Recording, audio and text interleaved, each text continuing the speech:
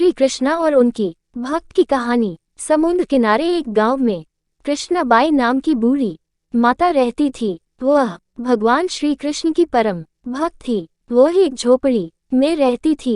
कृष्णाबाई का वास्तविक नाम सुखिया था, पर कृष्ण भक्ति के कारण इनका नाम गांव वालों ने कृष्णाबाई रख दिया। घर घर में झाड़ू पोछा बर्तन और खाना बनाना ही इनका काम था। कृष्णाबाई रोज फूलों की माला बनाकर दोनों समय श्री कृष्ण जी को पहनाती थी और घंटों कान्हा से बात करती थी। गांव के लोग यही सोचते थे कि बुढ़िया पागल है। एक रात श्री कृष्ण जी ने अपनी भक्त कृष्णाबाई से यह कहा कि कल बहुत बड़ा भूचाल आने वाला है, तुम ये गांव छोड़कर दूसरे गांव चली जाओ। अब क्या था, मालिक का आदेश था। कृष्णाबाई ने अपना सामान इकट्ठा करना शुरू किया और गांव वालों को बताया कि कल सपने में कान्हा आए थे और कह रहे थे कि बहुत प्रलय होगा, गांव छोड़कर पास के गांव में चली जा। अब लोग कहाँ उस बूढ़ी पागल की बात मानने वाले थे। जो सुनता वही जोर जोर से ठहाके लगाता।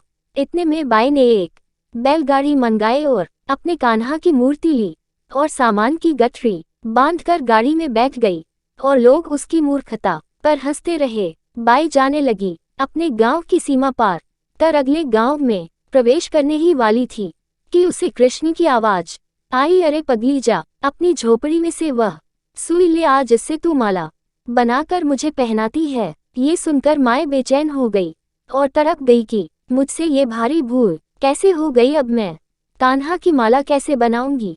उसने गाड़ी वाले को वहां रोका और बदहवास अपने झोपड़ी की तरफ भागी। गांव वाले उसके पागलपन को देखते और खूब मजाक उड़ाते रहे। माए ने झोपड़ी के तिनकों में फंसी सुई को निकाला और फिर पागलों की तरह दौड़ते हुए गाड़ी के पास आई। गाड़ी वाले ने कहा कि माए तू क्यों परेशान है, कुछ नहीं होगा। माए ने कहा अच्छा अब चल, और जल्दी से अपने गांव की सीमा पार कर। गाड़ी वाले ने ठीक ऐसे ही किया। अरे ये क्या, जैसे ही सीमा पार हुई पूरा गांव ही समुद्र में समा गया। सब कुछ जलमग्न हो गया। गाड़ी वाला भी अटूट कृष्ण भक्त था। यंकेन प्रकृल भगवान ने उसकी भी रक्षा करने में कोई विलंब नहीं किया। इस कहानी से हमें ये शिक्षा मिलती है कि प्रभु जब अपने भक्त की मात्र एक सुई तक की इतनी चिंता करते हैं तो वह भक्त की रक्षा के लिए कितना चिंतित होते होंगे। जब तक उस भक्त की एक सुई उस गांव में थी, पूरा गांव बचा था। इसीलिए कहा जाता है कि भरी बदरिया पाप की बरसन लगे अंगार, संत न होते जगत में जल जाता संसार। अर्थात अगर इस दुनिया में संत एवं अच्छे व्यक्ति न होते तो ये संसार कब का समाप्त हो गया होता।